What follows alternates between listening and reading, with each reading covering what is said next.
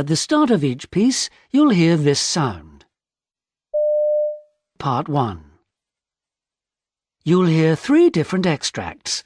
For questions 1 to 6, choose the answer A, B or C, which fits best according to what you hear. There are 2 questions for each extract. Extract 1.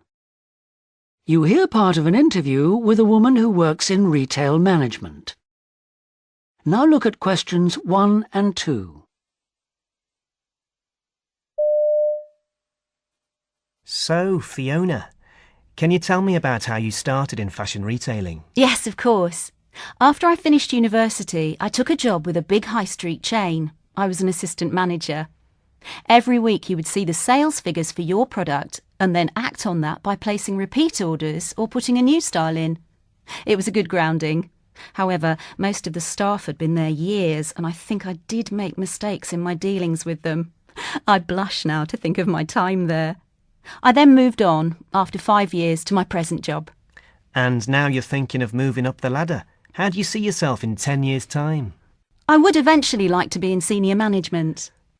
Well, before you rush off to see your line manager, I think you need to work out skills you can offer, emphasising your selling points, showing them what you can do. Also, have you been going the extra mile to get things done, or doing more than what is asked of you recently? Extract 2. You overhear a woman telling a friend a story about a swan.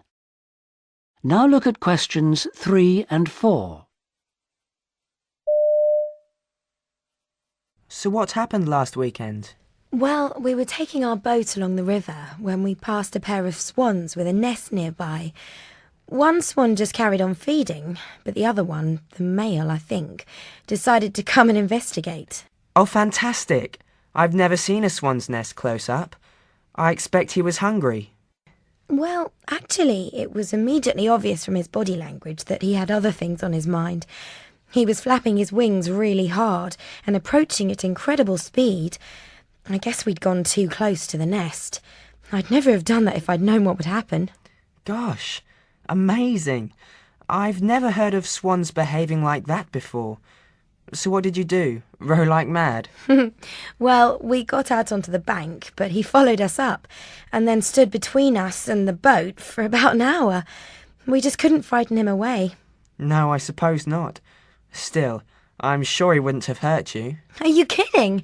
You should have seen the way he moved. Swans can be really aggressive at nesting times. Extract 3. You hear part of an interview with Bruce Loader, a successful businessman who's talking about his early life. Now look at questions 5 and 6. Bruce, at school you discovered you had a natural talent for art. Yes, I inherited my dad's gift for drawing. I wanted to do representational art, paint portraits. But every college I went to, and there were 3 who accepted me, all the college tutors said, forget representational art, get a single lens reflex 33mm camera, hit the shutter, crash, there's your picture. Not even Rembrandt could get that accuracy, so it's not worth it. And you believed them? I did. That was my biggest mistake. I haven't picked up a paintbrush since. How did your father react when you told him you weren't going to art college? His face was white with rage. He said, right, that's it. You could have made something of going to college. You won't get another chance. Now I've got a perfectly good job for you on the factory floor. You start this week, take it or leave it. I said, no, I'm going to start a business next. He said, well, at your own expense then. He refused to support you anymore? That's it, and so... That's the end of part 1. Now turn to part 2. Part 2. You'll hear an explorer called Richard Livingston talking about a trip he made in the rainforest of South America. For questions 7 to 14, complete the sentences. I'd set off, with my friend Matthew Price, to sail down a little-known river in the rainforest in a homemade boat. Our original idea was to go all the way by boat, carrying it past any rough bits, but the river was much rockier and faster flowing than we'd thought, which meant we were only covering a few kilometres each day. Then, suddenly, we realised that as the river was about to go over a waterfall, we could go no further by boat. As it was only a homemade thing, we decided to abandon it and walk to the nearest road. As far as we knew, there were no villages or trading posts along the way, and on our map it looked like a 100-kilometre walk. And that walk, through thick rainforest with 25 kilos on our backs, was difficult. We walked for 6 days. It was hot, and we were permanently wet through, before we came to any sign of civilization. There were times when we really wondered if we'd ever get out of that jungle alive. Then, on the 7th day, we suddenly came across a path. Not an animal trail, but a man-made one, so we knew there must be people living there.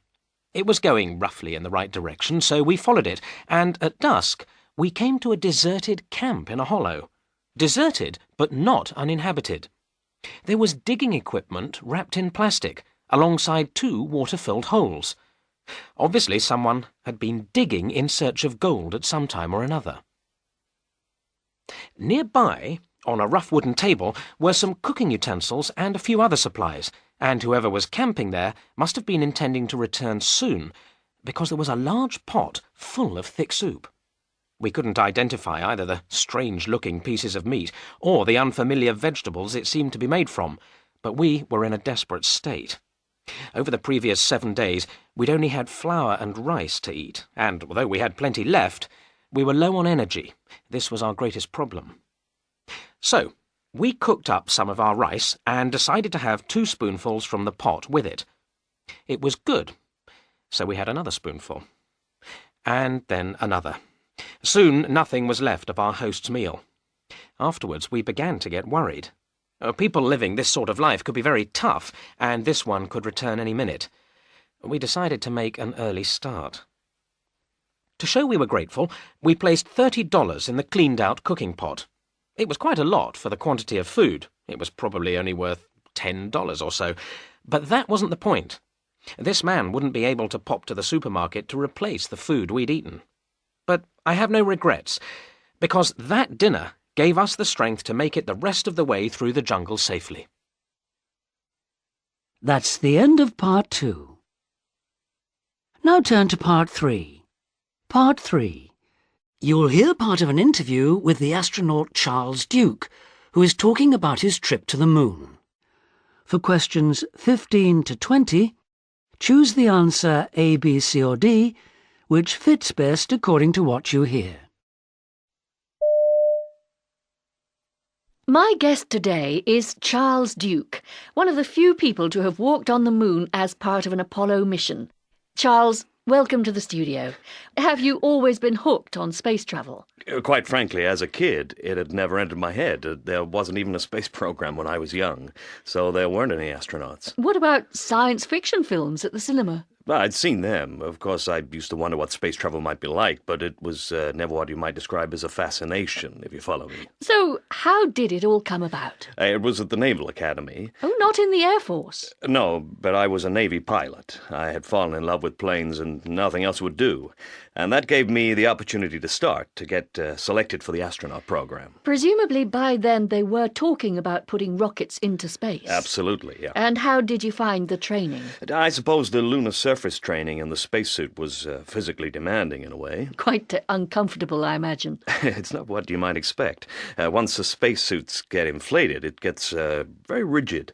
You had to fight to bend your arms and move your fingers inside the gloves. And how long did you spend inside it? Around 4 to 5 hours. But actually the most challenging part was worrying about how to handle the simulator, because we needed to know how to land and then take off on the moon. I don't think I could have coped with that.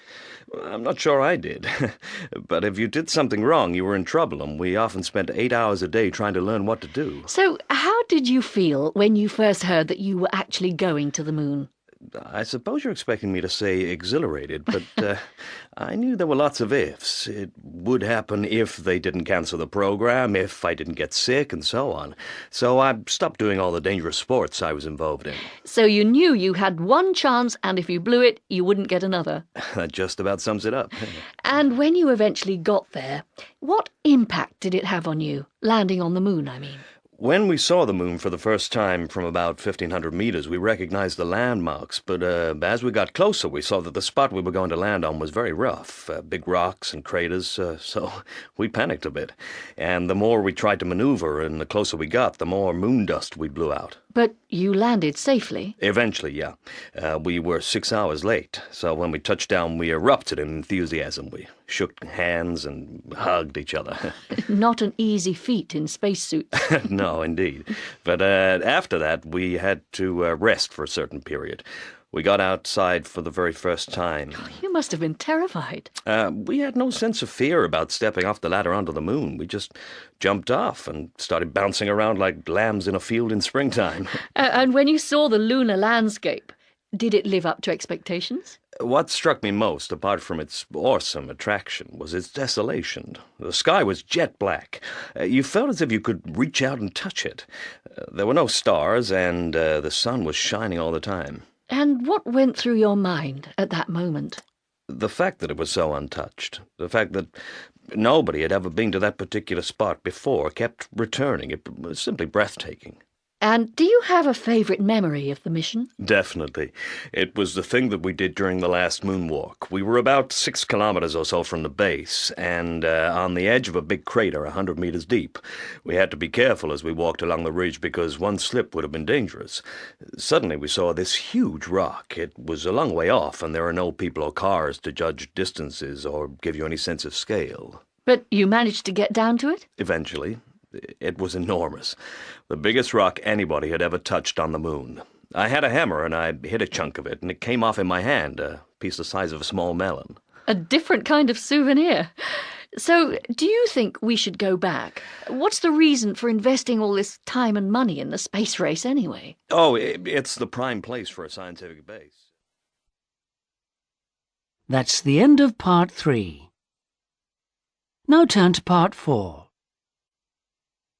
Part 4.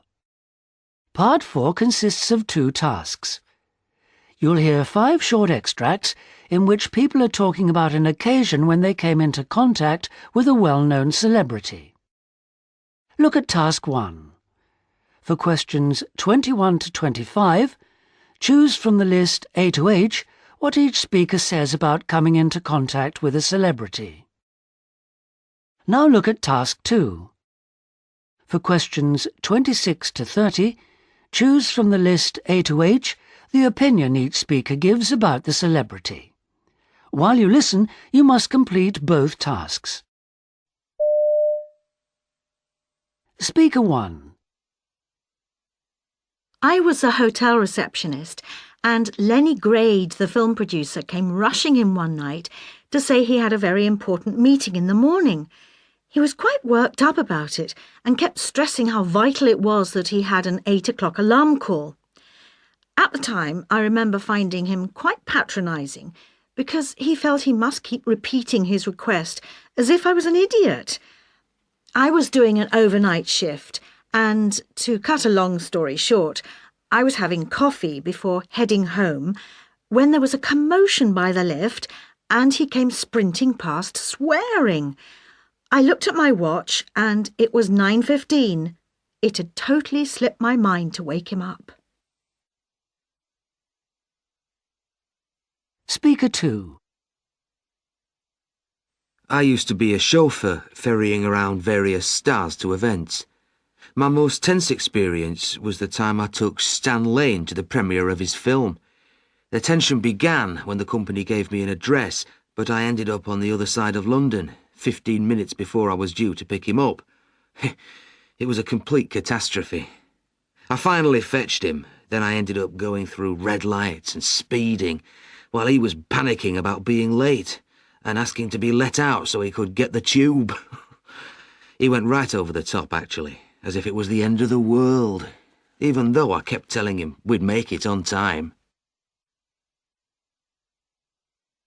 Speaker 3. I served the tennis player Tina Sherwood with lots of fruit and vegetables in a shop in Wimbledon during the tennis tournament one year. The players used to come in and buy huge amounts of stuff to keep them going. She bought so much she was paying by credit card. I suppose she thought she didn't have to sign the slip because she was so famous, but I made her do it. She looked quite taken aback at the time, but after that, whenever I saw her in the street, she'd stop me to ask how I was. I could be wrong, but I reckon she realised that no matter how famous you are, there are still rules that apply to everyone. Speaker 4. I was the manager of a nightclub, and one night this enormous car drew up outside the club with an extremely famous rock star in the back. His 2 bodyguards came up to the door and asked if they could come in and look around. I let them in. They checked out the club and reported back to him in the car. Then he came over and said that he would like to come in, and could I arrange to have a special area cleared for him? As if, I mean, what made him think he could go to a crowded place like that and be kept apart from everyone else? Speaker 5. I served champagne and dinner at the film star Lena Leonard's flat once. It was a party for close family and friends, and she came to the door wearing no makeup, then disappeared for 2 hours while we got things ready, and came back into the kitchen looking $1 million. I wandered around her flat pouring champagne for her and her guests. She gave me a very generous tip afterwards, which came as a bit of a shock, because every other time I'd waited on stars, they turned out to be rather mean. She was quite ordinary for such a megastar, and she didn't seem to feel she had to put on an act or anything. She was just being herself, I guess. That's the end of part 4. That's the end of the test. Please stop now.